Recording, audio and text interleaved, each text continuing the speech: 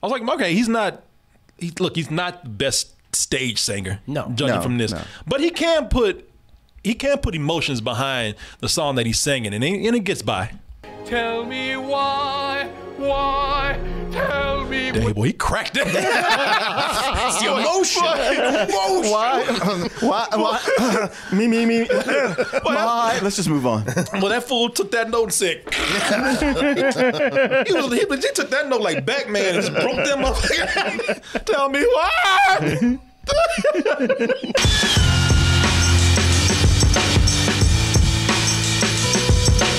Hey everyone, support our Patreon, which helps us to continue bringing you our live streams, videos, and podcasts while bringing you new content such as exclusive live streams and animated shorts. Netflix, gotta give them credit for it. They say, not everybody dreaming about a white Christmas. Hey, especially when black brings in green. They say, hey, you black folks making money now. Okay, we can start writing y'all checks. Having y'all make things.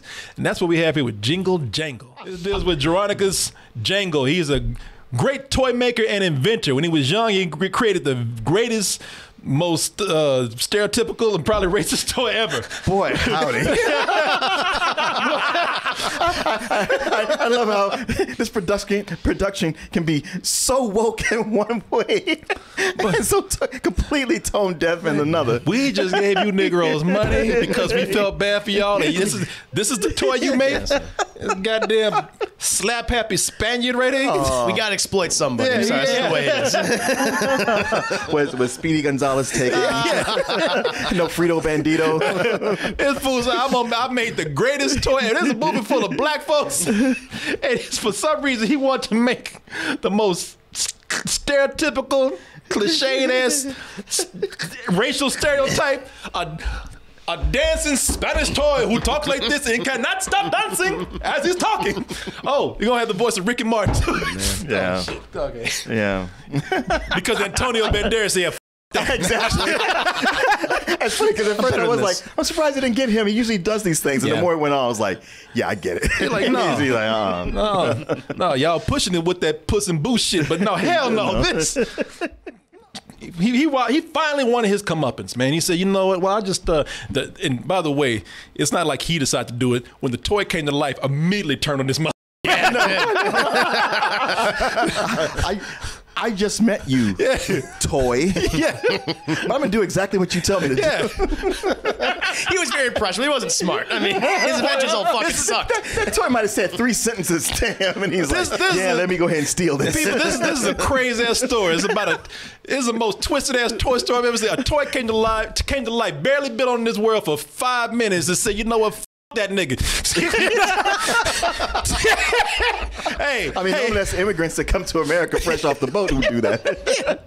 That toy said, yo, man, you and me, we working together. This dude, take his books, run out of here, and get your money, black man. Yeah, right. You and me together. Get your money. He's looking crazy as shit. He was doing the Donald Glover dance and everything. Get your money. Get your money. But borrowing in death. I mean, Veronica's just left the room and came back, and his shit was gone. And ran out and ran in the streets. Hey, anybody see my sister? Hey, where is he? He's gone. Man. Yeah, they like, man, he was shit. I don't know, you talking about Merry Christmas. Like he grew up all he grew all bitter and mad. It's like, and life he must have done some shit, because the moment that dude took his books and took that toy, it took his life. I know. Wife died. Went crazy on his daughter. Daughter couldn't even put up with him anymore. I got all weird. Yeah. Sent her away. What'd you say? I got all weird. Like, a horse kicked me in the eye. He grew into Forrest Whitaker. He grew into Forrest 30 years was rough on that man. So yeah, man. I guess this is the thing, man. In this magical land of Cobbletown, can Jeronicus, I think that's the name, Jeronicus Jangle, can he return to being the great toy maker and inventor that he was? Can he find his spirit again? Can he find love? And most of all, can he find the relationship he had with his daughter a long time ago, along with trying to build a relationship with his granddaughter that he never knew? Shit, that's a lot. That's a lot. He's like, motherfucker, you just not hear my story. Even the granddaughter came to tell you, like, bitch, I don't know you. Or he's like, I had nowhere else to stay. It's like, your mom just dropped you off here without checking first and making sure you had a place to stay. Look at he like he about to take that book and just smack her with it. I ain't asking you to come over here. Call next time. Let's go ahead and take a look at this trailer. If I have that toy, I'll be unstoppable. It's foolproof. You are proof that there are fools. Fools, fools, fools, fools. He's like, damn, that's racist in the mother. He's like, you ought to be ashamed of yourself. No matter what you do, the magic lives inside of you.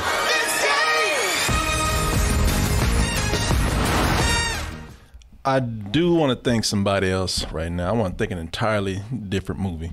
Let me first off thank Black Panther, boy. Black Panther, thank you for allowing these people to finally trust us with money, man. You know, because of Black Panther, because before Black Panther, they never gave black folks this much money to make a movie. Maybe, but not this, not with this many black people as leads in the movie. Sure. Especially for a movie like this, where you got Negroes running around dressed like Willy Wonka and Oliver Twist and everything, you know what I'm saying? In a period piece. Kind of a period piece in another world, Fantastic. you know. Yeah. The production on this looks pretty amazing. It's expensive, man. It looks expensive. I don't know how much of this is just because they got some really good CG artists who know how to fill in the blanks or make some of the wide shots look expensive. But the production on this is pretty incredible. Just 5 years ago, maybe 6 or 7, 5 years ago, this would have been a minority tax write-off, a small minority tax write-off for the Hallmark Channel, and something like this at best would have had Sherman Hemsley and Little Bow Wow in it or something like that. He's been dead quite a while, but well, whoever was behind him. We'll just go with Little Bow Wow for MC Hammer. Sure, yeah. This is one of the few movies that I've seen. I got to tell you seriously, this is one of the few movies that I've seen where the sets on it. Because usually when I see a movie with sets, it looks like a stage with limited area. Mm-hmm. Yeah. Watching this, man, a lot of these are sets, and they do fill in the gaps around them with nice CG to where they all fit in the same world. A lot of times the sets themselves, if there's not people around there, the sets themselves seem busy and they seem like they're full of life. And I admired that with this, man. And it also helps that this is an exaggerated fictional world. Yeah. You know, looking at this is like Charles Dickens combined with steampunk in a Disney animated movie, which that is a crazy sell right there. You go to Hollywood, again, maybe today, but again, a few years ago, you went to Hollywood and said, I want to make a Charles Dickens steampunk movie. Oh, and I want to star nothing but black people as the leads in that film. And it's a musical. Oh, you do, huh? And stab! Your crazy idea. You ever assault me like that again? Oh, bring those Mexicans in real quick. I was impressed on that end, very much impressed, man. I was watching the whole thing, kept my attention the whole time, just looking at it. I was like, this is beautiful. Mm-hmm. Sure. Yeah. No, aesthetically, I was very impressed by it. I mean, the thing that I didn't know this was a musical at first because I didn't see any trailers for it. I didn't know what to expect. All I saw was that title, Jingle Jangle. I'm like, why does Corey make me watching something called Jingle Jangle? Because I did look up the previous director's work, and he did a lot of those other Christmas films everyone kind of forgot about. I was like, here we go. But so I had no idea this was a musical. And the first thing that came to mind when I saw this, where it's a mostly minority cast, was Hamilton. I was like, oh, okay, this feels heavily inspired by Hamilton, and I kind of love that. Yeah. I really appreciated that. Well, I really did love the music. Yeah. I mean, it's got a great number to kick things off. Oh, absolutely. That's what surprised me. Like, oh, shit. The music in this, I think, is pretty incredible. Philip Lawrence and John Legend. And I don't know. Maybe I know the works of Philip Lawrence. I don't know. But, of course, we all know John Legend. And yeah, man, I got to say that the music in here is amazing. They got a musical number. I think it's called "This Day." Yeah, the opening. Yeah, right? The opening number. Great. Yes, it was Usher singing that. Yeah, Usher was singing that, man. Because that's the thing here, man. being a musical, you know, because it has a very diverse cast to it. As far as, like I said, the leads are mostly black people, but the background characters, the town or the city is inhabited by a lot of ethnicities, you know, right? White, black, and in between. You got some snowflakes in there. You got some snare. You got what's his name? Hugh Bonneville. From, Hugh Bonneville. He plays the banker. Of course, the man. I was like, I see what you're doing, Jingle Jangle. I see what you're doing to my people. But he's British, so we expect that from him. Yeah, Hugh Bonneville. Let me see where he came in. He is straight up the man in this. Yeah, he is. Either come up with the money you've borrowed by Christmas or show me the revolutionary invention you once promised. I would lose everything. Good. We can. Yeah, they're good. We can come in and gentrify this motherfucker more. You already see we invaded. Shit, I got a Starbucks with your name on it right now. No, the opening number, man, this day is incredible. Because that's the thing. I said, all right, you know, cool that they got this black leading cast in here. I like that they're playing lead roles that aren't stereotypical. I like that they're actually able to play this sort of Dickens era type story and be the leads in them without seeming that they're pushing it. So I thought this is cool. And then that man had to go like the dude is playing young Forrest Whitaker. There's a point where I heard that. And he's like, moo, and I was like, oh shit, here we go. That's that Hamilton coming in there. Exactly. You know, everything. We got to get a beat in here, but it's mostly R&B and gospel. They really did resist to put hip hop in there. There's real nothing unless it's just like something that by beat that seems like it's influenced by hip hop. But nobody stops and starts rhyming. No. Maybe because you can't rhyme something with Jeronicus. You know, I don't know. But they ain't dropping rhymes, anything. Nobody's twerking and all that bullshit. It really, you're right. It is sort of a Hamilton feel minus the hip hop, but more the gospel and R&B. And when that comes in, man, it helps out a lot. The musical numbers are full of energy. When some people get solo numbers, they're pouring their heart out into it. And when they know what they're doing by bringing you in with that first song, it don't take long to kick off. Time stands still, can't explain what I feel. If this is really real, nothing's ever gonna be the same. What I got in my hands could be the spark, turns it all around. Could this be happening now? Hit that Karen. Get help, please!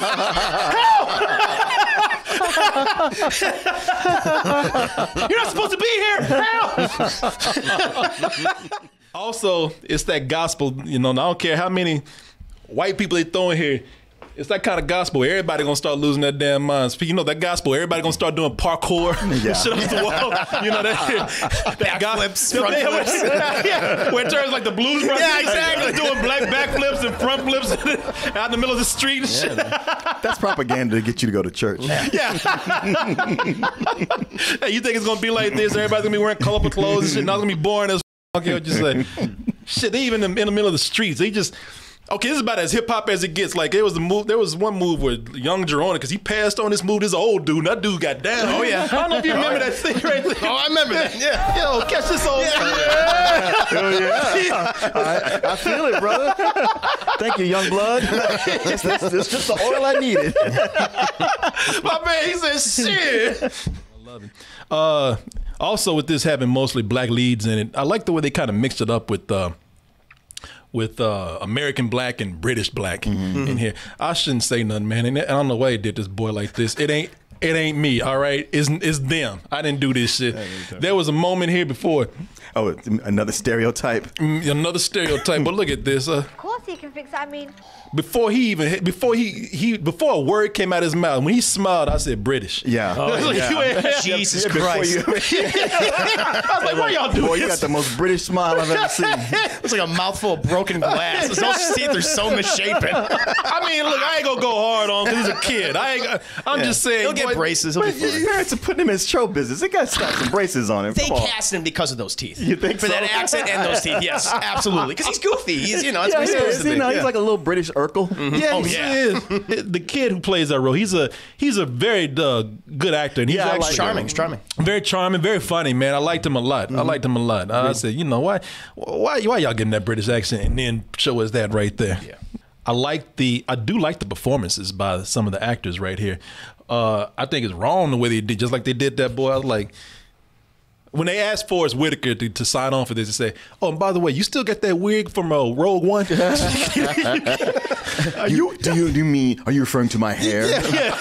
I'm sure. Yeah, you still got that wig. And like, you know, we'll make it look different. We'll put a part in it or something. You know, ain't nobody gonna tell the difference. So like, man, get out of here. You know, I was like, damn, we all do him like that, man. Hard times for Forrest Whitaker mean just giving him nappy ass hair and an afro. But he's good in it, man. At first I thought, well, he's a little reserved and pulled back. You know, maybe that's what they want from here. They want him to be all beaten down by life and quiet and everything. But then they gave him some of the roles or some of the lines and musical numbers later where I was like, okay, he's not the best stage singer. Judging from this. But he can put emotions behind the song that he's singing, and it gets by. Tell me why, tell me Dang, boy, he cracked it. It's the emotion. Why? Me. Why? Let's just move on. Well, that fool took that note and said, he took that note like Batman and just broke them up. Tell me why. Even he's like, ooh, shit. You know, some performances are over the top. And somehow I still like them, man, because they made it fun. The woman who plays Miss Johnston, let me see who that woman is. Ms. Yes, right, Ms. Johnston. She was over the top. I liked her. Yeah, I did too. With her horny ass, she just came in. You know what? I appreciate somebody who just comes out with what they want. Mm-hmm. Like, look, all I gotta say this: had it been Forrest Whitaker doing the same shit, that'd be sexual harassment. Yeah, she came in horny, rubbing on everything, putting us scent all over the fucking walls and furniture. But that actress is a lot of fun, man. If anybody can tell me that actress's name, please let me know. But she came in pretty much trying to rape Forrest Whitaker. You see him? He's like, she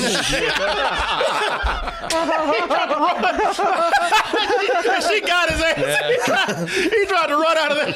And the whole time I kept thinking, man, if she could just tone it back, she might be able to get something off of him. Yeah. But she's just all over him in his face. He's like, get away from me. Yeah. Nah, she's hungry for him, man. She can help herself. It's been too long. She wants some dick. Yeah. I'm sorry, there ain't no nice way to say it. No, that's exactly what she wants. Every scene she's in, even when it's like, very melancholy, kind of sad scene, she's still all about it. She still sneaks a line in there. It's like, I know what you're trying to do. Yeah, you're trying to throw him off guard. It's like that dude that just hits on you all the time. Even when you're sad, they put their arms around you and like, it's gonna be all right. Yeah, no. But you know what you do need, and I can give it to you. Like, come here, tackle. You gotta be quicker than that, man. Save the rebellion, save the dream.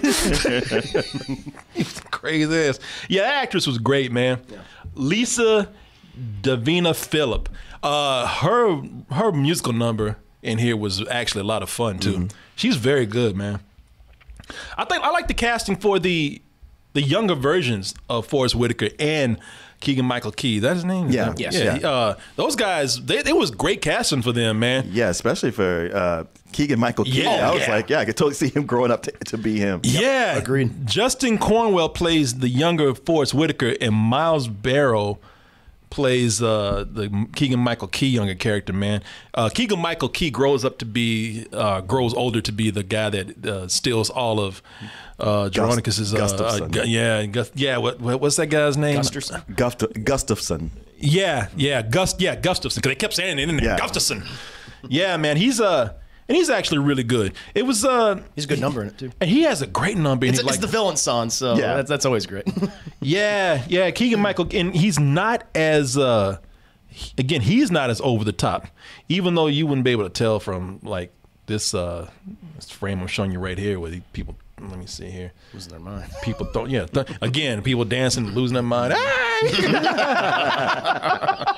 Yeah, you wouldn't be able to tell from there, but that's a great number right there, man. Yeah, really entertaining. Like we were saying, Jeronicus invents a toy that changes the world, and it's like not only is it like sort of a racial stereotype toy, this dancing happy ass Spaniard that does bullfighting, ain't no bull there every time he talks, but it's also, man, it's not a toy. This is a sentient robot. Yes. that, like I said, in less than 5 minutes wants to take over your job. Yeah. Well, you just made Skynet. You know, 5 minutes in 5 minutes is shop, 10 minutes the world. Yeah. You know, and Ricky Martin does the voice, which Ricky Martin is having a lot of fun with. Oh, yeah. But I was just like, this. I know this is a fairy tale, but this is crazy. It's not. Okay, if you want to tell me like a fairy came down and made your toy come to life, that's fine. But fool, when you sit up here making Terminators and shit, come on, man, that's crazy. Together, we can build an empire. It's easy. Even gay people are like, Jesus, will you sit your ass down? And meanwhile, he got him this young brother's head. He like, he don't know where to help him. Yeah, Gus just seems like he's just not very smart. Yeah. I think that was the point, though. He's manipulated by it. Like, no, I get that. I mean, hell yeah, he's manipulated by him. But I mean, that's about a toy. I mean, it was maybe a minute and a half of talking to him before he just betrayed everything. He sure did. That fool. He had no mind of his own. That fool guy. Yeah, but what about? But that sounds like stealing, huh? Well, okay, yeah, let's do it. Yeah, he got to talk to the thievery by the action figure, man. Up in that brother's head. It's really funny too because they show him as not being very smart. And at first you have sympathy for him, and after a while you're like, nah, you're dumb. Yeah, he's stupid. Yeah, I'm like, hey, look at this. I told you to fix these things. I know, but look at it anyway. I just told you got to fix this other shit before I look at it. I know, but look at it though. God damn it, man. But I feel bad for him because like everybody's trying to treat him nice. They ain't talking shit to him, but the toy comes to life. The toy instantly, and the toy says, You dress bad and you stink. He says you are stinky and you're dressed in rags. I mean, look at you. That's how the toy got him and nagged him. The toy pretty much said, look at you. You ain't shit. You gonna take that? Come on, man. We doing this. But right there, like, that's a little crazy to me. It's the kind of magic where they don't take any time to explain it. No, exactly. Any of the abilities. I don't know how this works, but okay, I just gotta go over. They've rushed through a lot of the stuff that's important to go over. That could have been the movie. I mean, they go over, like, what's the formula for possible? Yeah. It's like, what? Huh? And they just writing in the air. I'm like, I don't know what that is. And yeah, it's like, there, we solved it. We did it. I mean, you're right. It's a fairy tale, but I don't care for the way it's all about. Look, the important thing is being smart. Now magic. Yeah. Like, wait, well, which one is it? At the end, you know, flying in the air for I don't know why. You know, I don't know. It looks cool. Because it looks cool. It's like it is a corny message of well, if you it is. You're right, Martin. It's magic and just believe. Believe in what? Yeah, I know. It was all about being smart. Stay on top of things, listening. And then it all became about magic dust and just believe. And no matter how much work you've put into this invention, it won't work unless that guy believes it. Yeah, that's how things work. Hey, how'd you get that working? We just believed. It's like, oh, well, shit. Anybody can do that shit. Yeah, the message is believe in yourself. I mean, that's what it really is. And how you gonna believe in something that don't even work at first? Because they got a toy here. The whole thing is like there's a toy, and I swear to God, I don't know, man, if this movie does successful. They got a toy in here when Dronacus' other evil ass invention comes to life and it gets stolen. He has something else. He just kind of puts on the back burner. I swear to you, Bobby, the little robot, this comes across like a commercial for a future toy that would come out this movie if it's successful. And I will kill you, bitch. Don't hide from me. Are you cousin to Wall-E or something? Yeah. No. Completely different corporation. That's a different copyright, not Wall-E. Sorry. Yeah. So derivative of Wall-E, but the thing is cute. I mean, it is cute, and his head looks like a Nintendo controller. Oh, look at that. Yeah. That's why you're attracted to yeah. Oh, look at him. I'm going to play with him. I don't know, just something about that guy. I just already have a warm feeling towards him. Yeah. I do like the girl that plays Journey. Yeah, I did too. Yeah, she's really good. What is that girl's name? Again, man, I can't. I got it right here. This girl's name. I thought she was really good. Madeleine Mills. She's really good. She's a newcomer and she sings very well. She's got she's got a lot of personality. Mm-hmm. She does. Really. And even when her and little British Urkel are together, they have a lot of chemistry with each other. They do. They do. Well, you know, so often with musicals, I don't think I'm alone in this, is that you'll be watching a story and then somebody breaks in the song and you're like, oh no. And this again, you're just like, hey, stop that. Here is the opposite, where the songs were cool. It's just whenever they got to the story and the writing and the dialogue, that's when I was like, can we just, is there any way to sing all this or make it animated? Because there was just so much of it that either didn't make sense or contradicted itself, or it felt more like it was just being written on the fly. As you point out, Corey, just because it's a fairy tale, it seems to like want to just take a lot of passes and play fast and loose, to where I was like, well, I like the songs and I like some of the actors and their performances, but just as a story to hang my emotions or even attention on, it's failing left and right. Also, the child actors who open with this are really bad. All right, what do you rate it? Oh, it's a low, Reynolds. The things that I really liked about this movie, I really liked. I liked a number of the actors that did, I thought, a great job, minus some of the exceptions, some of the child acting in the beginning. Set design's amazing. Costume design was really unique. Just love to see. I just love to just look at it. See, I paused the movie a couple times to look around. Like, man, they put so much goddamn work in every little nook and cranny in this one room. Brought such personality. So people love that kind of thing. I think you're gonna have a fun time with this film. It has some flaws, but I'd give this a high matinee. Yeah, I'm more on your side, man. I actually enjoyed this a lot. You know, like I said, the musical numbers, all of them are great. The art direction in this, you know, like I said, they've created their own world here. This is not, you know, this is not our dimension, whatever. Yeah. Nice use of an all-black cast as the lead. But it is look, this is a sweet-natured family film. And I do think that this works for people who would watch this as Christmas. A lot of times for those songs in there, man. I'll